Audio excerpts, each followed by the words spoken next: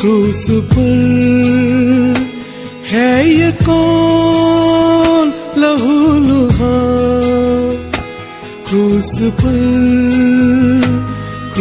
पर है ये कौन लहूलुहान।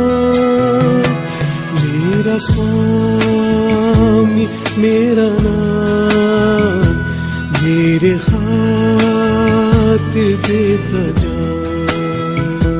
मेरा स्वामी मेरा नाम, मेरे परमेश्वर के धन्य नाम की महिमा हो। आज के आराधनात्मक मनन की और आप सभी का बड़े विनम्रता के साथ स्वागत करता हूं। आइए आज के मनन के लिए हम कुरिन्थियों को भेजी गई पहली पत्री अध्याय 11 पद 28 पढ़ते। इसलिए मनुष्य अपने आप को जांच ले और इसी रीति से इस रोटी में से खाए और इस कटोरे में से पिए। आराधना के विभिन्न पहलुओं पर हम प्रत्येक रविवार के आराधनात्मक मननों में मनन करते आ रहे हैं। पहला कुरिन्थी 11 के 28 के अनुसार हमारी रविवारीय सामूहिक आराधना सभा अथवा रोटी तोड़ने के लिए हम इकट्ठे होने वाली सभा अपने आप को जांचने की सभा भी है। 11 के 29 में हम ये देखते हैं कि अपने आप को जांचने का हमारा मापदंड क्या होना चाहिए। What should be the criteria to examine ourselves? वो मापदंड प्रभु की देह है। वहां हम इस प्रकार पढ़ते हैं, क्योंकि जो खाते पीते समय प्रभु की देह को ना पहचाने वह इस खाने और पीने से अपने ऊपर दंड लाता है। प्रभु की देह को जो वहां सूचित की गई है, हम दो परिप्रेक्ष्य में समझ सकते हैं। पहली परिप्रेक्ष्य है यीशु मसीह की आश्चर्यिक देह, जिसमें वह इस संसार में रहा, the literal body of Jesus Christ in which he was in this world. दूसरी परिप्रेक्ष्य है कलीसिया, जो मसीह की आत्मिक देह। इफिसियों अध्याय 1 की 22। रविवारी आराधना सभा में रोटी तोड़कर प्रभु की याद करने के लिए जब हम इकट्ठे होते हैं, सबसे पहले हम अपने विषय में ये जांचे कि बीते सप्ताह या बीते दिनों में हम यीशु मसीह की पवित्रता से परिपूर्ण सांसारिक जीवन की तुलना में एक पवित्र जीवन बिता पाए थे या नहीं। हमारे जीवन के किन किन क्षेत्रों में हम यीशु मसीह के जीवन की तुलना में असफल हो गए। उन्होंने हमें हमारे पापों से और उसका दंड से छुड़ाने के लिए अपना पवित्र शरीर को क्रूस पर बलि कर दिया। क्या हमने पाप करके प्रभु की मृत्यु की अवहेलना किया था या नहीं? रोटी में भाग लेने के पूर्व हम अपना जीवन को यीशु मसीह के पवित्र जीवन से तुलना करके जांचना है। वैसे ही हमें यह भी जांचना है कि हमारा जीवन प्रभु की आत्मिक देह कलीसिया के योग्य था या नहीं। क्या हमने अपने जीवन से ऐसा कुछ किया जिससे कलीसिया को नुकसान पहुंच सकता है? क्या बीते दिनों में हमारा जीवन से कलीसिया की उन्नति हुई है या क्षति? हमें जांचना है, दूसरों को नहीं, अपने जीवन को। प्रभु की देह का दर्शन हमें अपने पापों को पहचानने और पश्चाताप करके प्रभु से पुनः मेल मिलाप करने के लिए प्रेरित करता है। यदि हम वास्तव में उद्धार पाए हुए हैं और पवित्र आत्मा का नियंत्रण में जीवन बिताने वाले हैं, तो पश्चाताप करने के लिए हमें प्रेरित करने वाला पवित्र आत्मा और अपने पापों पर हमारा पश्चाताप ये सूचित करता है कि हम वास्तव में हार पाए। एक प्रकार देखा जाए, पतरस और यहूदा दोनों लगभग समान स्तर का पाप किया, परंतु यीशु मसीह को 3 बार इनकार करने वाला पतरस को एक बार प्रभु ने मुड़कर देखा तो पतरस पश्चाताप के साथ बिलक बिलक कर रोने लगा। लूका अध्याय 22 की 61 और 62। और इसलिए पश्चाताप किया क्योंकि उसके अंदर उद्धार का अनुभव था। यूहन्ना 6 की 68 और 69। पश्चाताप के साथ वह पुनः प्रभु से मेल मिलाप किया। यूहन्ना 21 की 7 और 17। परंतु यहूदा इस्करियोती जो उद्धार पाया हुआ नहीं था, इतना जानने के बाद भी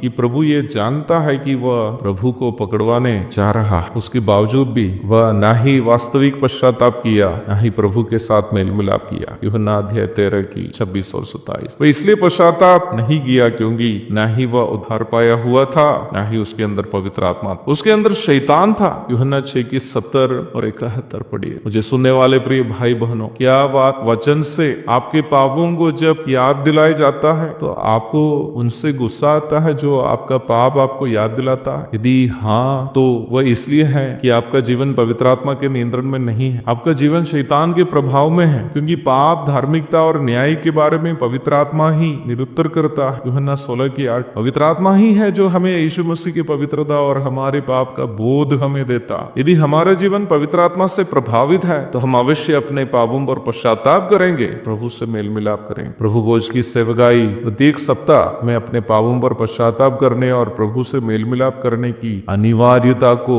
हमें याद दिलाती। जिस व्यक्ति में उद्धार का सही अनुभव है वह प्रत्येक सप्ताह अपने पापों पर पश्चाताप करते हुए प्रभु भोज में शामिल होता। जिस व्यक्ति को प्रभु से कोई संबंध नहीं है वो प्रभु भोज से ही दूर रहता है। आज का आराधनात्मक मनन को इस उम्मीद से कि आपको पश्चाताप करने और प्रभु से मेल मिलाप करने के लिए प्रेरित करेगा। मैं यहाँ पूर्ण विराम देता हूँ। प्रभु आप सबको आशीष दे। आमीन। पाप से करने प्यार अब मैं क्यों जाऊंगा, पाप से करने प्यार अब मैं क्यों जाऊंगा। तेरी संतान बन मैं प्रभु जीऊंगा, तेरी संतान बन मैं प्रभु